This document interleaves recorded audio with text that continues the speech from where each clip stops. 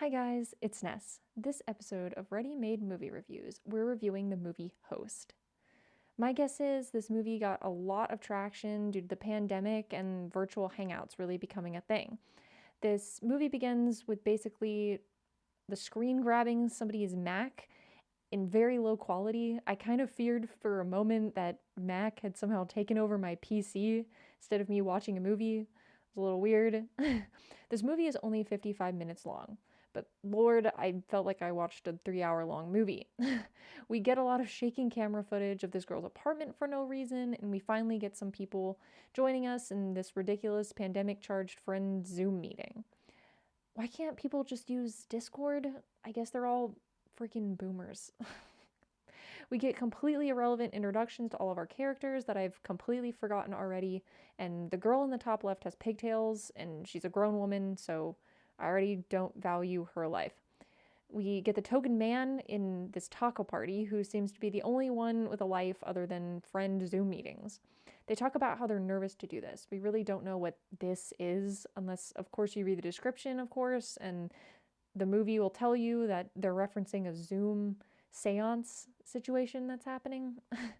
The medium or whatever joins the Zoom call and does a quick roll call of everybody. She doesn't really explain who she is or why she does this. She's probably just trying to get another $5 paycheck and 5-star review on Yelp, you know. Times are tough in the pandemic, my friend. They all light a candle, and she says some basic seance stuff about someone coming forward and, blah, blah, blah, blah.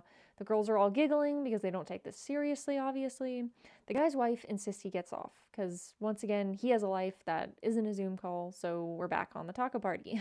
The one girl, Gemma, claims she feels a presence, as if she's being choked. Everyone is immediately intrigued, and she tells a story about a childhood friend she knows that killed himself. She thinks it's him. The instructor, seancer, leader, whatever, she suddenly loses her internet connection. They got no bars in the spirit realm, I guess.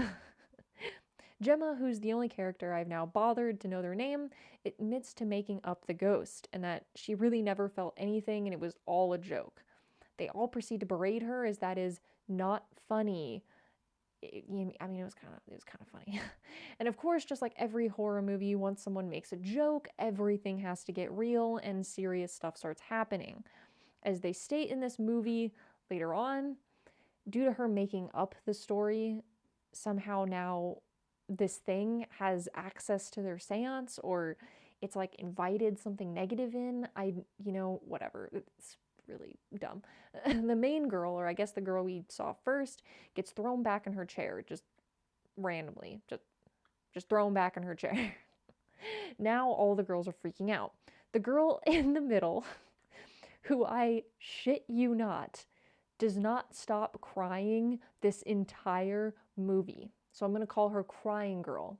So Crying Girl takes us on a trip in her favorite rocket ship to the attic, because why in the hell would you go to the attic? Like, literally ever. I don't even want to go in the attic of my very not haunted house. So why would you just go to your creepy attic? We get a scene of her climbing up into the attic and looking around. We see some creepy dangling legs, but apparently she doesn't see them. I don't know how, and why the girls don't tell her that they saw that. Our first girl now decides to get the perfect horror trope, a Polaroid camera, because I guess the flashlight on your phone wouldn't work. And I guess we're just in like 1989 again for a minute. She snaps a picture, and as it develops, it looks like there's a hanging man in the background. And now, obviously, everyone freaks out. I mean, at this point, why wouldn't you all just freaking turn the lights on, go outside, go do something? I mean, I know it's a pandemic and you can't leave your house or something, but if this creature is just feeding off of Zoom calls, maybe just hang up the call, man. They talk about what they're going to do, and the crying girl is still bloody crying, I guess. The bottom right girl, who I just couldn't be bothered with, decides she's now going to go look for her boyfriend who lives with her because, in this whole house, she hasn't decided to get him sooner in all of this. She's going to go look for him now. He's not in their bedroom, and she finds his phone in their closet, but no him. That's kind of weird considering they apparently live in a 1-bedroom house and she never saw him leave and he's not there. Worthless pigtail girl decides this may be a great moment to walk around the house and use Snapchat filters. The filters drive me insane. We also see that Crying Girl has some kind of creepy away screen that's just her wandering around her room and going about her daily routine. Like, that's such a freaking weird away screen. I mean, I wish I could say it's creepy, but it's kind of just sad. We switch to Pigtail Girl POV as she wanders around her apartment still with her Snapchat filter appearing, and the Snapchat filter randomly appears on someone's face in the living room. Like, anybody ever see those really creepy memes where it's like, oh, look, there's the Snapchat filter identifier behind me. Ooh, it's so creepy. Yeah, well, we get one of those. She decides the best course of action would be to throw a flower on the ground. I guess it's to prove there's something there and it's going to walk towards her. I mean, it worked for Paranormal Activity, but I'm not really sure it works here, guys. The ghost wrecks her kitchen, and we get more signs of it just casually walking towards her, I guess. She runs and gets picked up by it, but I guess it just lets her go and doesn't kill her, and she's just staring into the camera with her filter still on, guys. This ghost doesn't really make any sense. What does it want? What is its goals? Why did it attack these girls? At least in the movie Unfriended, we kind of get a backstory. We get an understanding of this ghost and why it's attacking these friends. Here, we get kind of none of that. It just seems to be a malicious spirit that has nothing else on its agenda other than murder and walking around people's apartments, I guess. It really hasn't made an effort to tell them anything. It hasn't made any demands. They haven't really even made an effort to speak to it. They just kind of scream and run away from it. The seance lady should definitely be getting a 1-star Yelp review at this point. We go back to the girl looking for her boyfriend. She's just standing in the kitchen aimlessly. The oven randomly starts to overheat and burn or something. She rushes over to it, which is apparently the perfect moment for her dead boyfriend to just fall from, like, where? I mean, I'm assuming that there's stairs there, but I can't really see them. He kind of just, like, falls from the ceiling, I guess. I'll give the benefit of the doubt that there's stairs and it threw him over the railing, but he just died there for this 1-story fall, I guess. Anyway, instead of trying to help him, she just runs up the stairs too and gets thrown off and then apparently killed too. We don't really see it, but it's quite implied that she's dead. Why does Pigtail Girl still have these stupid filters on? Oh my god. Anyway, Crying Girl comes back into the scene. It switches from her away screen to her getting bashed into the laptop, dying, I guess, just blah into the screen. Goodbye, Crying Girl. You won't be missed. The main girl gets pulled away in her chair again.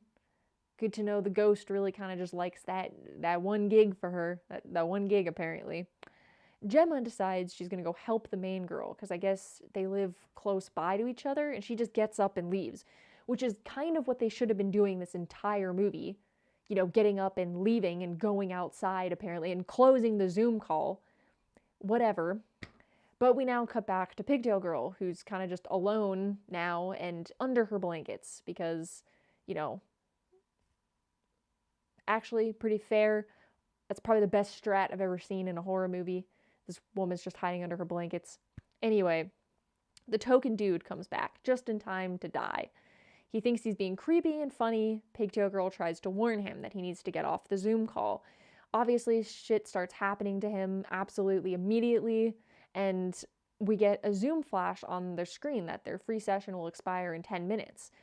So apparently, despite them being cheap asses, we get the subtle hint that we now have 10 minutes left in the movie.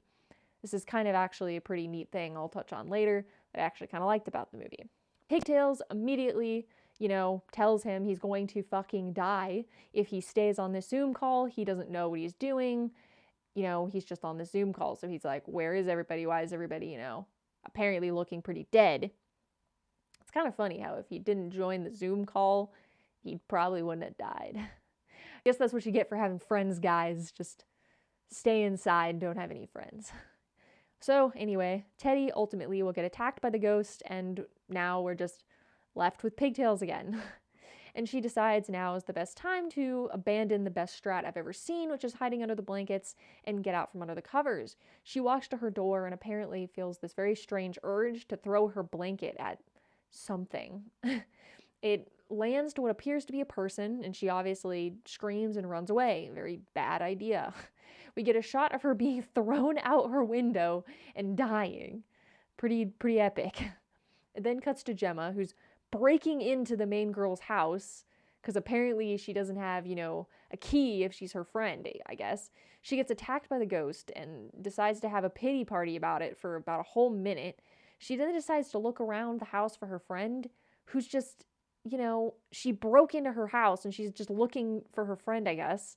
She doesn't really call out to her or say anything to tell her that it's her and she's here. The friend probably just thinks she's getting mugged or something.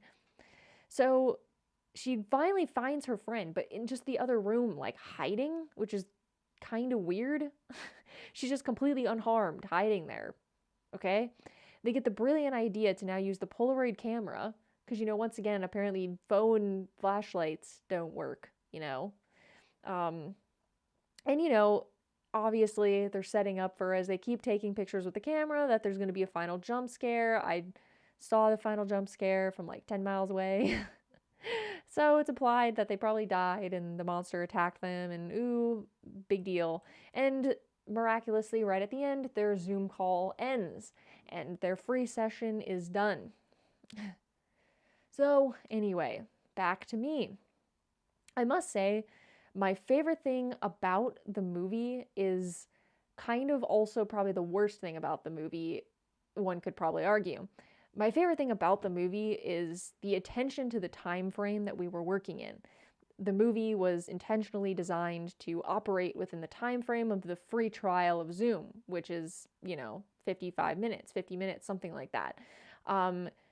It was intentionally made to operate between that, and it was filmed in real time. It wasn't edited and cut together. It was legitimately filmed in real time via Zoom, which I found to be very interesting. It was an odd aesthetic choice. I quite honestly would have preferred they'd done it professionally and kind of just made the, implied that it was the entirety of Zoom, but I did find that authenticity to be very interesting. Since it kind of was the worst part of the movie, they definitely could have improved the movie if it was professionally done and they had made any kind of semblance of a backstory to this ghost, what it wanted, what it was, all that stuff.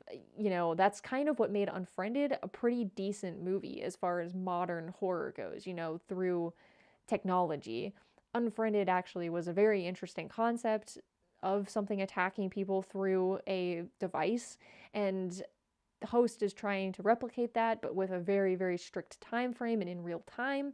And though that was a very interesting aesthetic, it didn't really come across as, as interesting or as grabbing as a movie like Unfriended would be, which I can totally review at a later time if you guys would like me to. Seems like a really fun movie. I actually really enjoy that movie, so might be a really fun watch. But nonetheless, in this movie, the host, I couldn't even really be bothered to learn these characters' names. I mean, I'm aware that I'm lazy, but they really didn't make me actually care about them in any sort of way. I mean, I kind of figured, I saw the ending from 8 billion miles away. We never actually got a solution as to what this ghost was. So, not a horrible concept overall, but kind of done in a very, cheap, horrible way, in my opinion. But still do give it a watch. It is only 55 minutes long, so really quick watch. Interesting, at least. I liked the aesthetic of the whole thing. So, this is the part at the end of this that if you made it far enough, I am going to ask you to subscribe to my channel. It means so much to me. I put out new videos weekly. If you guys want me to watch something, please leave a comment and tell me what you'd like me to watch. I will watch it and review it. So anyway, thanks guys for watching. See you soon.